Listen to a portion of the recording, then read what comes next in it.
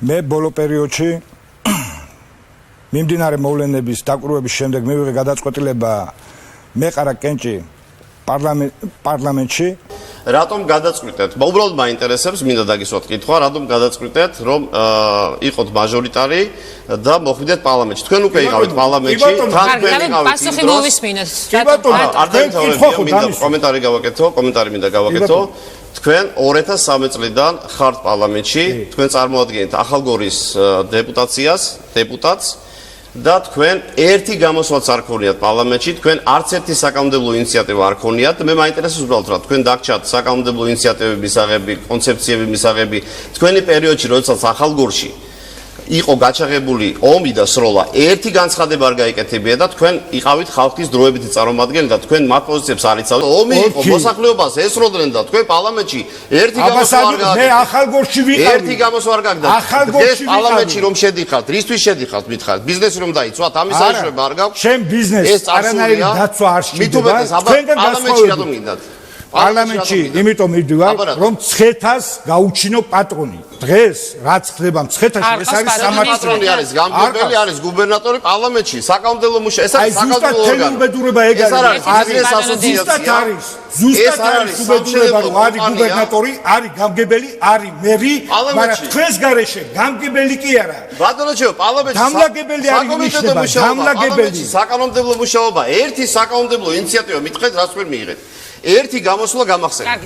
ძალიან ბევრი იყო რისთვის იკავებთ რისთვის იკავებთ პასუხობ. ეხლა რატომ შედიხართ პარლამენტში? რატო შევდივარ? მოვაგვაროთ მცხეთაში არსებული პრობლემები, გადავჭრა ის საკითხები, რომელიც დღემდე დარჩენილია.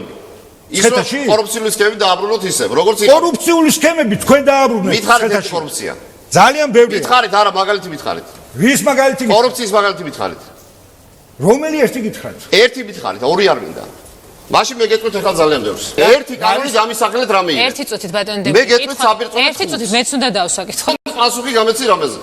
ერთი პასუხი მაინც გამეცი. მე ყველაფერზე გამომწვევი პასუხი. თქვენ გამოცდეთ ჩემ დასულ კითხვებზე პასუხი მაინც გაწეს რაღაცა და ეს კაცი პარლამენტში ერთი წუთით. ეს კაცი პარლამენტში მიდის, კაცი.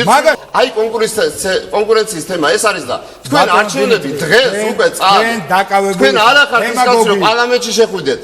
არა გაქვთ ეგ პროცესი. ბატონო დიმიტრი, თქვენ რო დეპუტატობა გინდათ, როდისმე თუ დაინტერესებულ ხართ, თქვენს რეგიონში არსებულ კომპანიებს რა წვლილი შეაქვთ რაიონის ბიუჯეტში? გამიჯდეთ ბიზნესის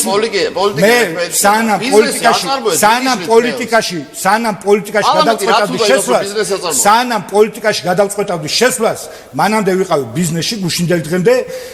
თქვენ თუ როდისმე დაინტერესებულ ხართ, პოლიტიკაში რა დაინტერესებულ გააკეთეთ? თქვენ მაგას ნახავთ, რას გავაკეთეთ? არა, ხო იყავით უკვე, მაშინ რა გააკეთეთ? მაშინ ჩემი მთავარი ამოცანა იყო მეთქი, გარკვევით ვამბობ, რომ მიტოვებული ახალგორი, რომელიც არავის არ ახსოვდა, არც ომამდე და არც ომის შემდეგ, რაღაცნაირად მოგვეწესრიგებინა იქ. მაგას გამგებელი საკეთებს, რა თუნდა მაგას მაჟორიტარობა? პარლამენტში რისთვის შეხვედით, ადგილი რატომ დაიკავეთ? პარლამენტი ეს არის საკანონმდებლო ორგანო, რომ იცოდეთ. ეს არის საკანონმდებლო ორგანო. ძალიან კარგად ვიცი, მთავარი. ხო და რა მიიღეთ, რა კანონი მიიღეთ? პარლამენტში ძალიან ბევრი კანონი მივიღე და რა მითხარით, ერთი მითხარით. არ გიბულ, ეხლა ერთი კანონის გულისთვის არ მოსულ ვარ. ძალიან ბევრი იყო. რა, ერთი როგორ არ გახსოვს, კაი ადამიანი ვიცხარ ერთი. ძალიან ბევრი რამე მახსოვს, მაგრამ ერთი გამოსულა შენი მითხარება.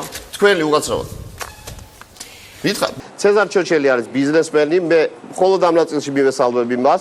მისი პირდაპირ ვალდებულებაა, რომ დაასაქმოს მოსახლეობა, მაგრამ ამაში რა თქმა უნდა, პირველ რიგში არის მისი პირადი სარგებელი. და ბიზნესის გაფართოებას არ ჭირდება პარლამენტში ჯდომა და მან ისევ გამცეს პასუხი, რატომ მოდის პარლამენტში.